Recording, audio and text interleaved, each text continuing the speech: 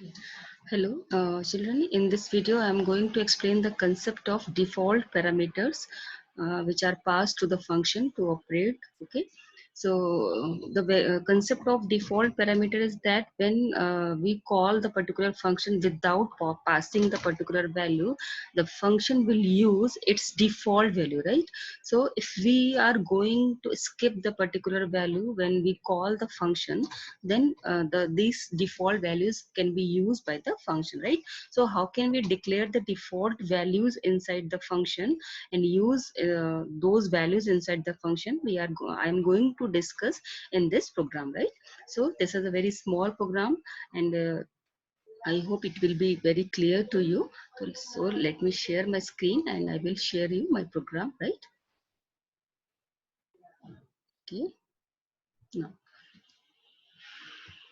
see, I made a very small program for you children so that you can understand very well the concept of the default parameters.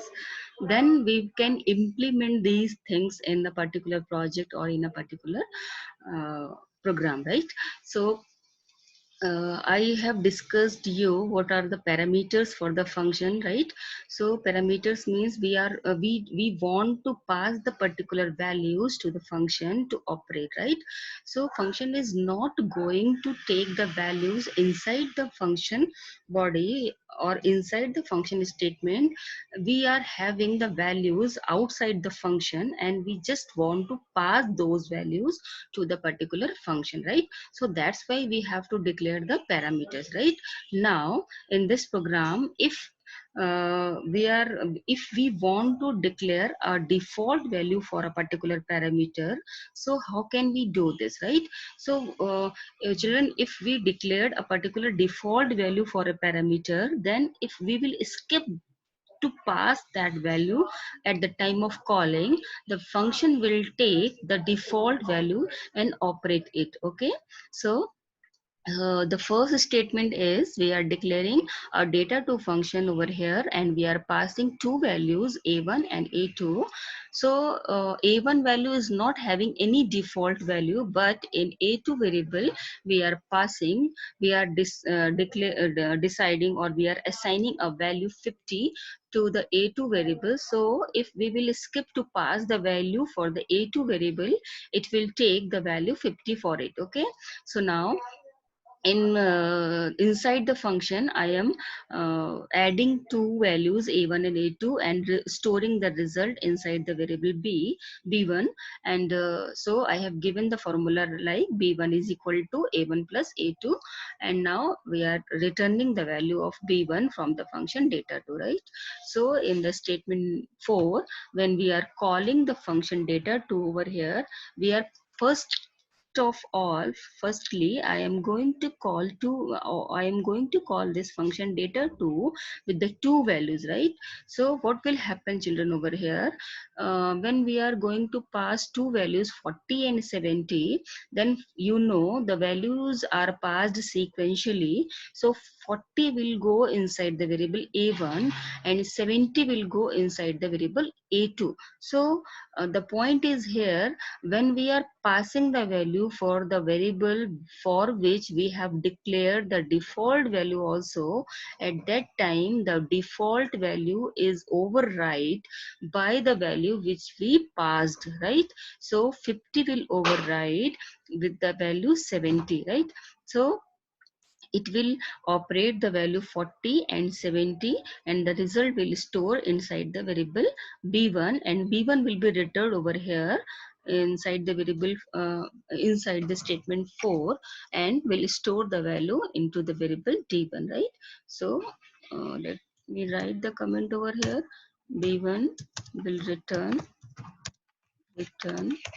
over here. Okay, and the value will store inside the variable d1, and we are printing the value d1, right?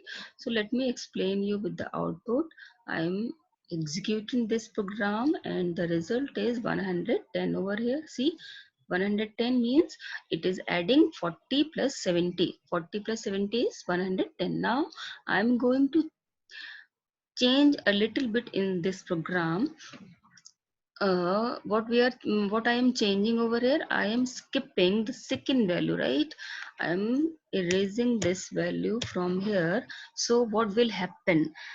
Basically, normally, you know very well, if we are declaring a function with two parameters or three parameters, this is compulsory to pass that but number of parameters at the time of calling to the function, right? So if we are declaring two variables, we need to pass two values at the time of calling. If we are declaring three variables at the time of declaration of the function, then we have to pass three values at the time of calling, and so on, right? But in this program, we are declaring data to function with two parameters. But if we want to call the function with one value only, or we can say we will try to call this data to function with one value only, it will not produce any error. It will continue execution and will give the values after operating the passed value as well as the default value, right? So what will be the output over here? I will execute this program, right?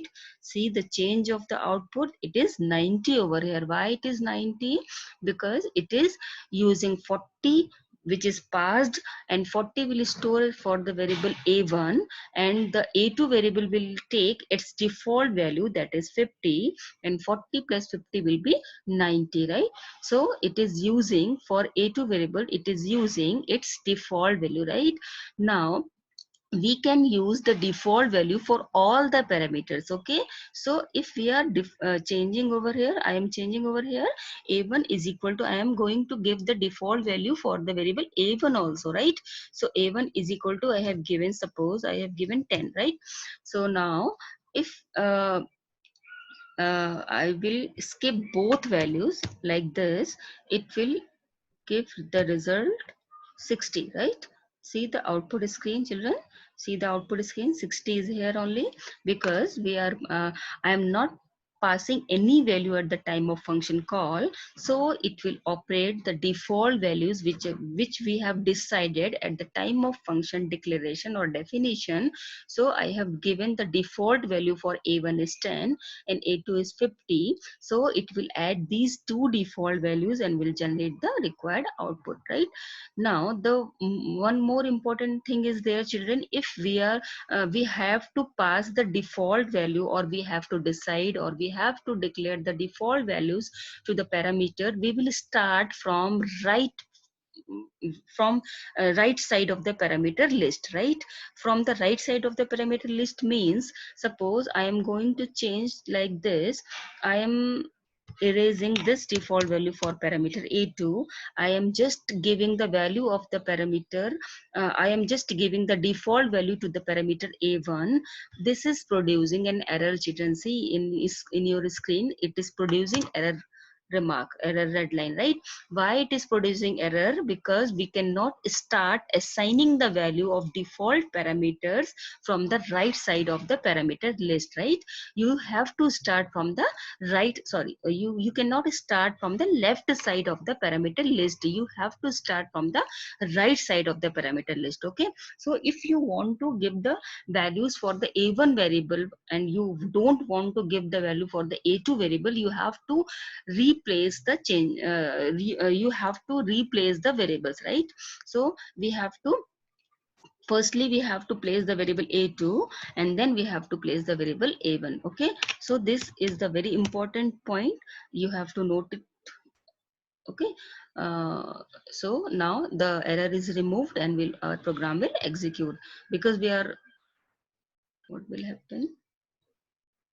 Okay, I am passing only one default value, so that's why it is producing error. One value we have to pass over here. No, sorry, I am giving only one default value. That's why it is giving error, right? So one value I am giving over here. That value is for A2 variable, and for A1 variable is it is 10. It will be considered as 10 value. So it will print the result as 30. Now error is removed, children, and you can get your desired output. So this is the main important concept of passing the default parameters to the function, right? So one more thing is over here, you can pass the values with the name also. If you don't want to follow the sequence and all, you can pass the value for the by name. Okay, you can pass the values to the parameters by name. For example, I can give over here